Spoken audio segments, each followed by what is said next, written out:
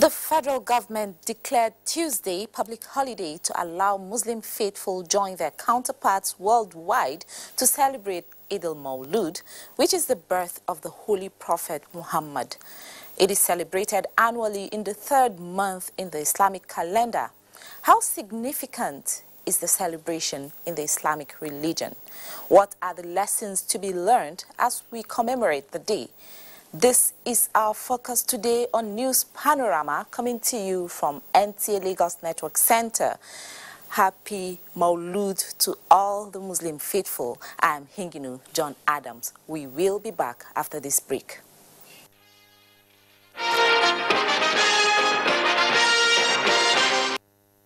Thanks for being there. Sequel to the raging controversy between the organized labor and the state governors over the proposed national minimum wage of 30,000 naira, President Muhammadu Buhari granted audience to a delegation of the Nigerian Governors Forum to chart a way forward. State House correspondent Adamu Sambo reports that the chairman of the forum and governor of Zamfara State, Abdulaziz Yari Abubakar, led the governors to the meeting held behind closed doors. The meeting, which lasted about an hour, was also attended by the Minister of Labour and Employment, Dr. Chris Ngige. Details of the discussions were not made public, and efforts by newsmen to hear from the participants proved abortive. It will be recalled that the Amapeple Tripartite Committee on the Review of the National Minimum Wage submitted its report to President Buhari, recommending 30,000 naira as the new minimum wage. President Buhari, while receiving the report, expressed delight that the committee successfully completed its assignment in a peaceful and non-controversial manner. He said the federal government will transmit an executive bill on the matter to the National Assembly for consideration within the shortest possible time. However, state governors have individually and collectively expressed reservation over the proposed national minimum wage figure, saying they are not in a stable financial position to pay.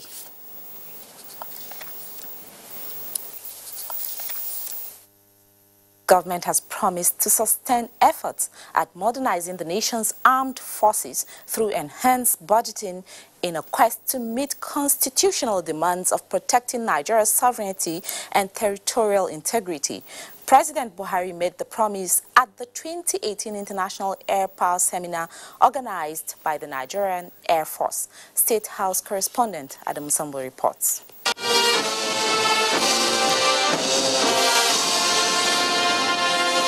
The seminar with the theme, Air Power in Irregular Warfare, a framework for understanding and responding, is an opportunity for the nation's practitioners to draw from the experiences of other armed forces that have either previously or are currently engaged in counterinsurgency operations. This is aimed at adding value to the nation's counterinsurgency efforts. President Muhammadu Buhari, who commended the Chief of Air Staff for the worthy initiative, described the seminar as timely and appropriate as the fight against Boko Haram has challenged what he called the service's doctrine, tactics, training, order of battle, and force protection architecture of the nation's armed forces. Let me, as Commander-in-Chief of the Armed Forces, once again assure the military that I will continue to ensure appropriate funding for our armed forces in order to enhance capacity building and deepen professionalism. We are also committed to ensuring that our armed forces are appropriately equipped to deal with the contemporary challenges of a globalized world, of which insurgency and terrorism have become of greatest concern. He said Boko Haram insurgency must not only be brought to an end, but other challenges of security across Nigeria for a meaningful living by the citizenry. The insurgency sucks in considerable military resources, but invariably its root causes are political and civilian in nature. This administration is therefore committed to diversifying our economy. This is to ensure that we build an economically prosperous, politically stable, socially just and truly democratic Nigeria, where security of lives and property is guaranteed. While appreciating all the countries represented at the seminar, as well as Nigeria's partners for supporting the counter-insurgency operations in the country, the president charged the armed forces to maintain efficiency and professionalism in carrying out their constitutional duties. Both the Minister of Defense, Mansur Dan Ali, and the Chief of Air Staff, Air Marshal Sadiq Abubakar, take pride in the achievements recorded by the Nigerian Air Force and indeed the armed forces in the fight against terrorism and insurgency, as well as protecting the nation's integrity, which they attributed to the unprecedented support and assistance by the Buhari administration.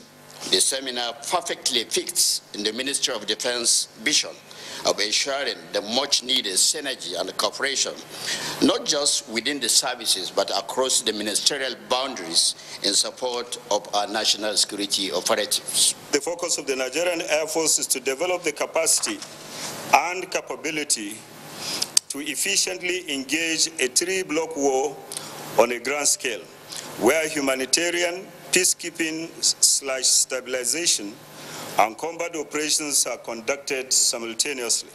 More than 10 countries are represented at the seminar, expected to last 3 days. From the State House, Adamu Sambu, NTA News. President Muhammadu Buhari has described the next 4 years as quite significant for Nigeria, as the people have a clear choice to either sustain the building of a new Nigeria or return to the nation's past that only favored the few opportunists.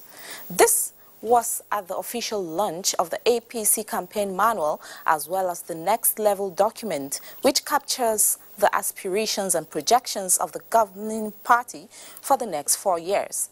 Again, Adamu Sambo reports that the president made a case for peaceful and decent campaigns by all candidates ahead of the general elections. 4 years ago, we promised Nigeria's real change. The road may have been difficult, but President Muhammadu Buhari said the governing APC has in the last 3.5 years laid the foundation for a strong, stable and prosperous Nigeria. He said although the foundational works is neither glamorous nor often visible, but given the depth of decay, deterioration and despair that Nigeria had sunk into, such works are vital towards achieving the kind of country everyone desires. We are certain that these past few years have put us in good stead to press on the next level of building an even stronger nation for our people. The governing APC, he said, has clearly delivered on its pre-election promises of securing the country, fighting corruption, and resuscitating the economy through diversification. We implemented a responsible and transparent fiscal plan for the challenging economic times that saw us doing more even with lesser oil revenues. Grand-scale corruption perpetrated at the highest level of government is now a thing of the past. The nation's wealth is now being invested in capital projects to expand infrastructure and connect people, goods, and opportunities by rail, road, and air.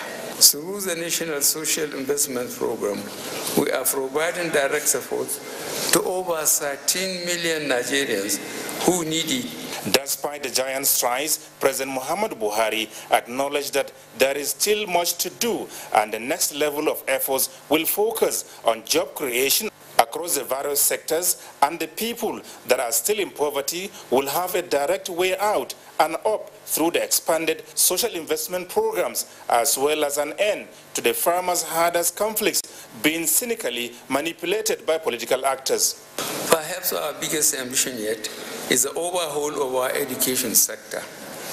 Every child counts. We will remodel 10,000 schools every year. We know that to succeed, moral integrity and conscience must continue to form the dominant character of our nation and its leadership. Nigeria, the president said, more than ever before, needs a stable and people-focused government to move the development of the country forward. join us on this journey to the next level of a prosperous, strong, and stable Nigeria.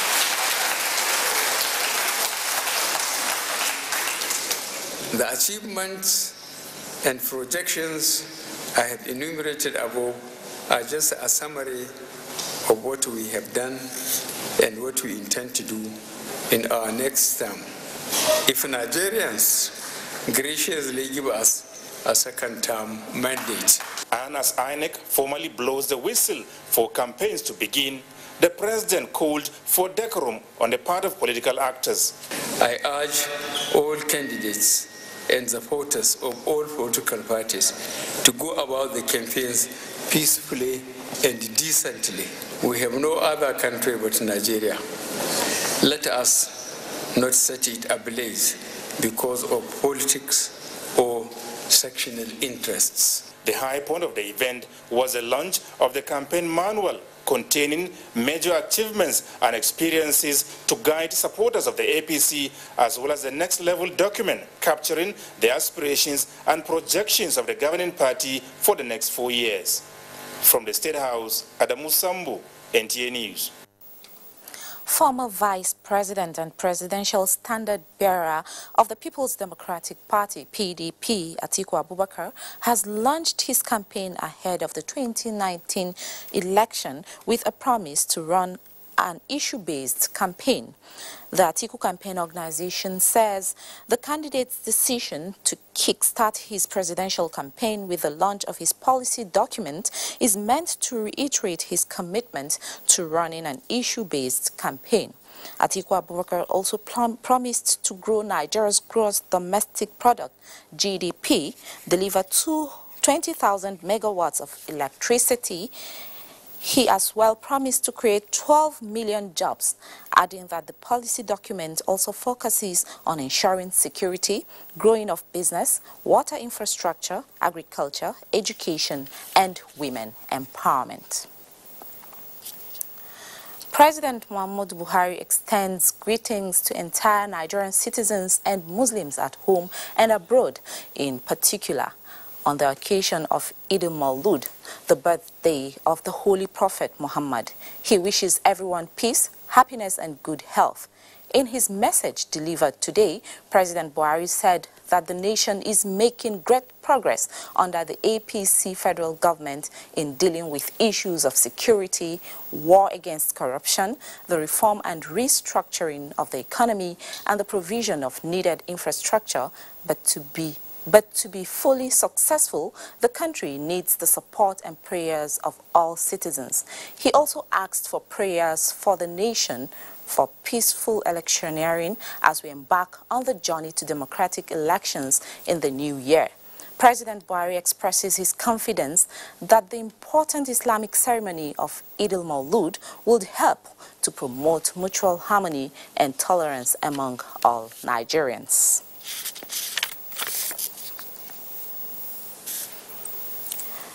As the world celebrates the birth of Prophet Muhammad, Nigerians are not left out of this auspicious day.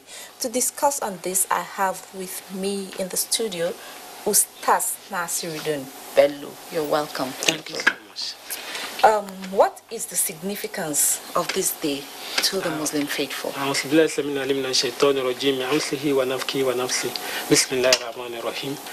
Prophet Muhammad was born in Rabiul Awal. That was the 3rd month of the lunar calendar.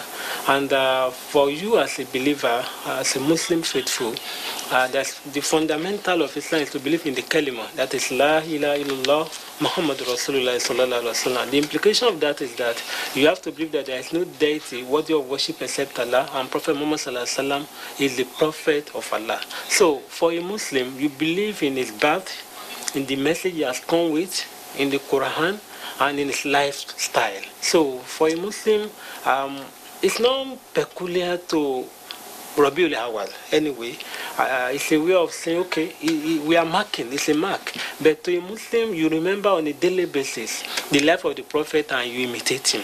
God Allah subhanahu wa ta'ala has said in the glorious Quran, chapter 33, Surah Al-Asab, بعد أعوذ بالله من الشيطان الرجيم لقد كان لكم في رسول الله أسوة حسنة.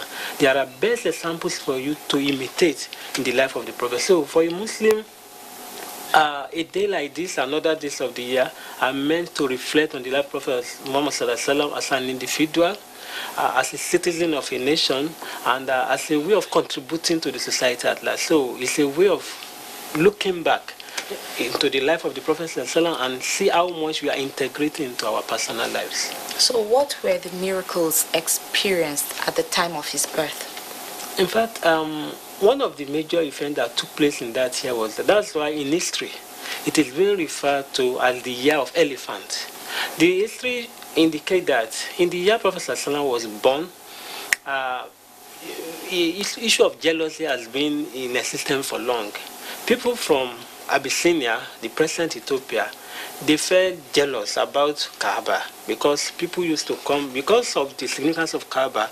It's not just about spirituality. There are economic activities taking. You know, when you have people visiting a place, the sale of goods and the rest will increase in such location. And people from Abyssinia thought they could demolish Kaaba and now build another Kaaba in their own location. They now came to destroy. And what happened was that in Surah Al-Fil, Allah said, بعد أن أنزل الشيطان الإسلام ألم ترى كيف فعل ربك بأصحاب الفيل ألم يجعل كيدهم في تضليل وأرسل عليهم طيرا أبابيل. Allah sent miraculous birds to them. They are not birds, they are angels. And they were throwing on them what we can call bomb today. There's no bomb. It's from the hellfire they were throwing those things and they were destroying. And those who intended to destroy Kaaba then, they were all destroyed. And it was in that very year that Prophet Muhammad was born. That's why in history, they normally refer to that as the year of elephant. Because the history had that those who came to destroy came with elephant to Kaaba. That's one of very, out of so many, that's a very great important thing that happened. But in his life, let me give one thing. In his life in the community, he was nicknamed Al-Amin, a trustworthy person. Even before the prophethood, even before he knew he would become a prophet, he lived a very decent life. And because of that, there was that trust in him. And the issue of mujiza, miracles, he performed so many miracles. The only thing is that faith is not a function of miracle. Faith is a function of conviction that this man has come with a message. I believe in the message. Either he's come with any miracle or he's not coming with me. But he performed so many miracles in his lifetime. Sallallahu Alaihi Wasallam. So finally, how can Muslims adhere to the teachings of the Holy Prophet? Adhering to the teaching of the Prophet starts from individual, because from the ayah I quoted, that is Surah Al-Asab, we should see him as a model. Because what God has said, we have sent you to be a source of blessing to the entire humanity. So we should see him as a model, as a man to really live according to his life. So first, in the spirituality, in the spiritual component of life, people should know that Prophet Muhammad has to be followed. That is in terms of salat, praying 5 times daily, believing in oneness of God. Then in human relation, or relating with other creatures, it's a broad thing, but let me limit it to relating with human beings. Not with other creatures, even with animals, even with angels, even with demons, but let me limit it to human beings. Prophet one of his teachings is that none of you is a true believer until you love for your brother what you love for yourself. So issue of love is very paramount. So it means for our economy to grow, to have political stability, to have socio-cultural development, we need to imitate the Prophet. Yeah, because of time. Thanks for coming on the program. Moving on now, Lagos State Governor Akinwumi Ambode has assured investors that the state remains a viable investment destination that will give them good returns. Governor Ambode gave the assurance at the closing session of the 2018 National Convention of the Full Gospel Businessmen Fellowship, Nigeria, held at the Police College, Ikeja. Nusa Osula reports.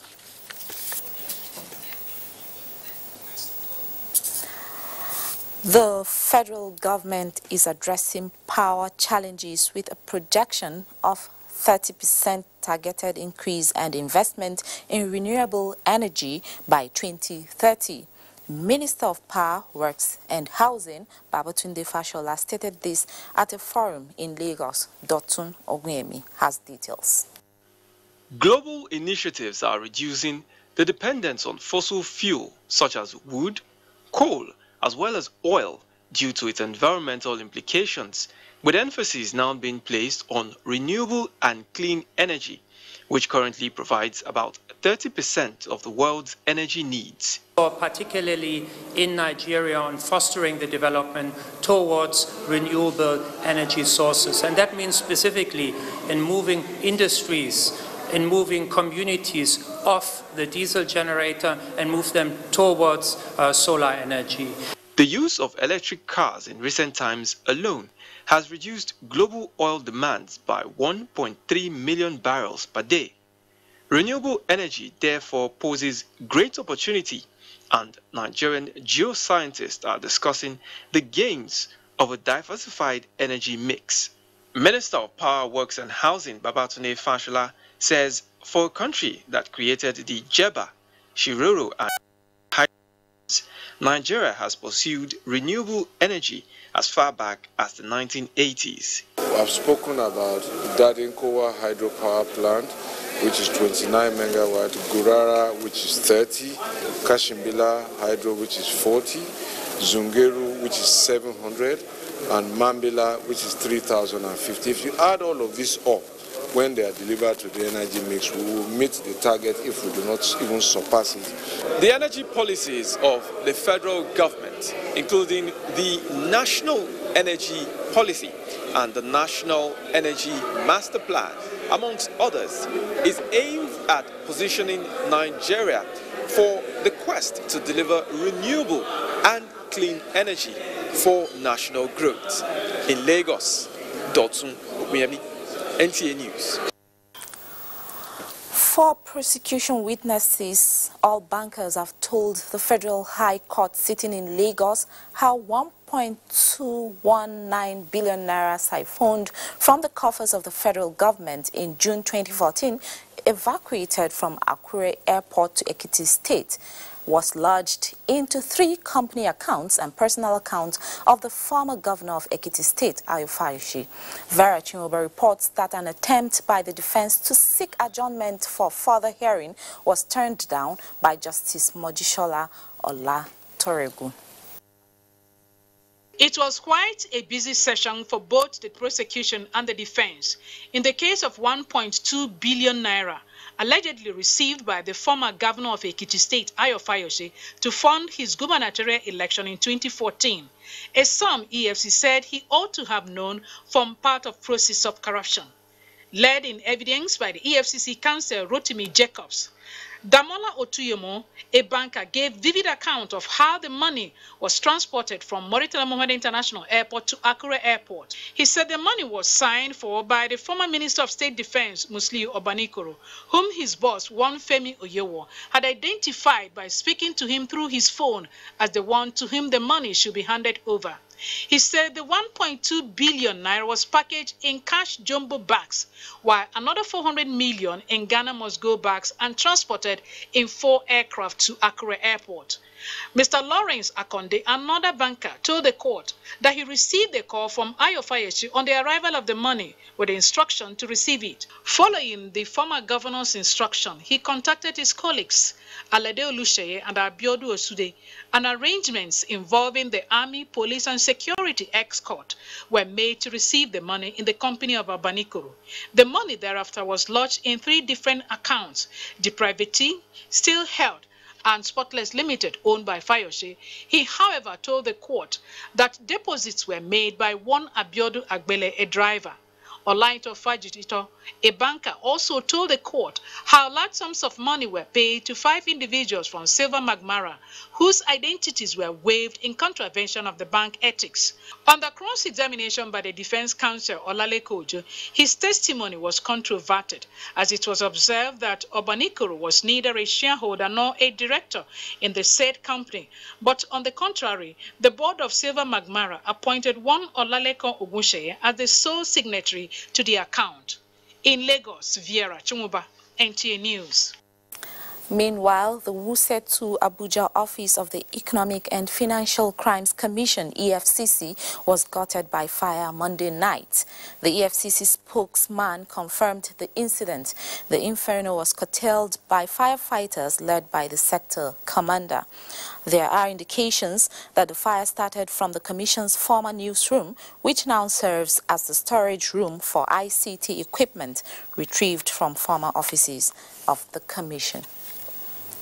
That ends News Panorama from the Lagos Network Center. Thanks for watching.